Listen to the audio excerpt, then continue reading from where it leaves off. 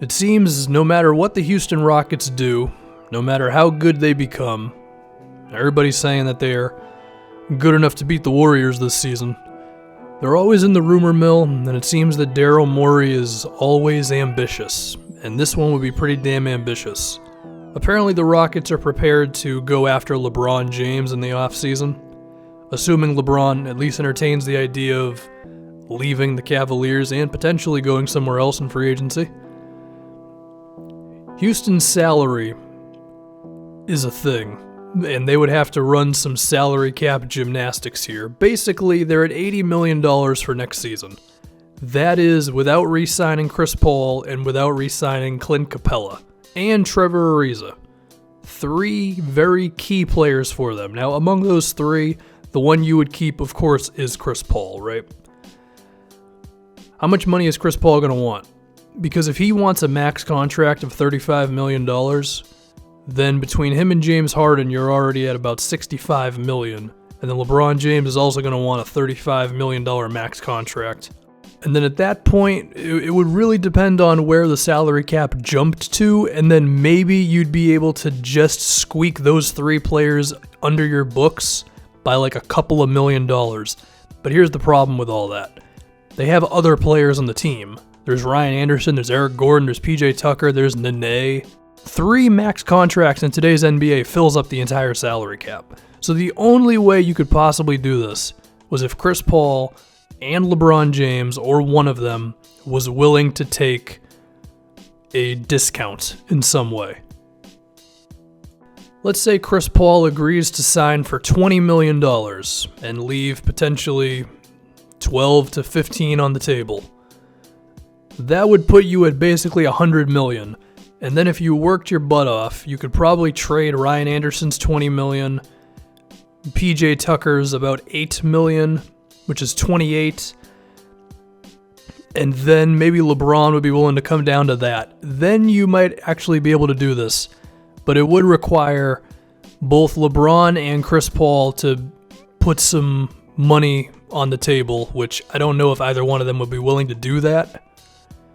And then, I mean, you could potentially re-sign Trevor Ariza or Clint Capella, making yourselves pretty expensive, but I mean, for that big 3, I guess you're willing to do it. Would Houston really do that? Would it benefit Houston to go through all that to potentially go get LeBron James? I mean, look, if I knew that LeBron was going to be willing to take a pay cut and all that to do it, yeah, then I'd be like, you know what, Ryan Anderson, thanks a lot for everything you've done, but you're out of here. You know, PJ Tucker, thanks, but you're gone. Like, 100% you do that.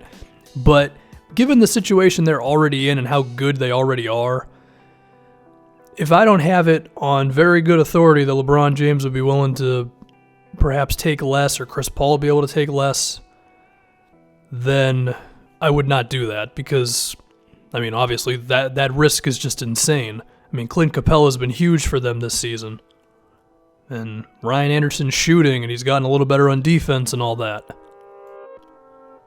Now, I don't know Chris Paul and LeBron James like that. Maybe they would be willing to get less money in order to put this super team together that could 100% beat the Warriors at that point. And I guess between the two of them, I would put more stock in Chris Paul just because he's had less winning in his career than LeBron has, and I remember seeing something where LeBron said, like, he's done with taking less money. Like, he's the best player in the league and he wants to be paid like it, which is understandable. But who knows? So some crazy things would have to happen there. But we do have to talk about this just from Cleveland's perspective as well. I mean, as of right now, if you had me pick, I think LeBron just comes back to Cleveland, because I mean, I have to assume the dude cares about winning as many championships as possible. Where else is he going to go that can give him an opportunity like Cleveland gives him at this moment? It has to be a team that is really good, has the money to actually pay him. I mean, these are all the teams. Well, I'm not going to name you every single team, but among the teams that have a lot of cap space after this season, I would say the only one where I could even see a little teeny bit of a chance, just because they're an exciting young team, is the Sixers. Okay? Like the Lakers, okay, I know that rumor's out there, but unless Chris Paul and Paul George are also coming to the Lakers, and then it's a similar conversation, guys gotta take pay cuts and all that, I just don't see where LeBron goes here. Unless some team is willing to make some significant trade to knock a bunch of money off of their books, and I mean, anybody could decide to do that, so I'm not going to speculate, but there's not one team that has a lot of cap space after this season where you just say, oh yeah, LeBron could go there and we're talking championship opportunity. It's just really not there. So to me,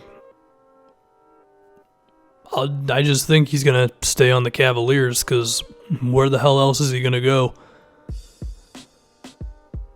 Now, I guess if this season somehow becomes a disaster for the Cavs, as in, like, I don't know, losing to the Celtics or the Raptors in the conference finals, which I highly doubt would happen, or they just get trounced in the NBA finals by probably the Warriors, but, you know, give Houston and San Antonio a chance nonetheless, then maybe LeBron says, all right, this is kind of too much of an uphill climb, but then once again it comes back to who has a better opportunity here. Now, you know, like I just said, the idea of a second star player joining him, the power of LeBron James is he could sign somewhere, and then the ripple effects of that could mean that another big free agent goes there. I mean, hell, maybe Isaiah Thomas would just follow him, because Isaiah's on a 1 year, and I have to assume that if LeBron left, the Cavaliers would not re-sign Isaiah Thomas. So then he could have at least one scorer next to him. I don't know. The point of this was to mainly talk about the Houston Rockets, just because that rumor has been out there. Basically, it is possible, but it would require Houston getting rid of basically everyone besides James Harden, re-signing Chris Paul, and then signing LeBron James, and you might be able to squeeze all of those max contracts together, but the risk of that is insane and through the roof. Or you hope that either Chris Paul or LeBron James, or both of them or whatever, would be willing to take less money. My gut tells me LeBron James will not be on the Houston Rockets next season, because this is all some pretty insane stuff. And if one little thing went wrong, if one person changed their mind, then it could potentially become a disaster, because you'd be letting some good players go. Clint Capella, Trevor Ariza, these are important players for Houston. So, yeah. And then also, Cleveland is in a decent enough position with LeBron James right now. So, yeah.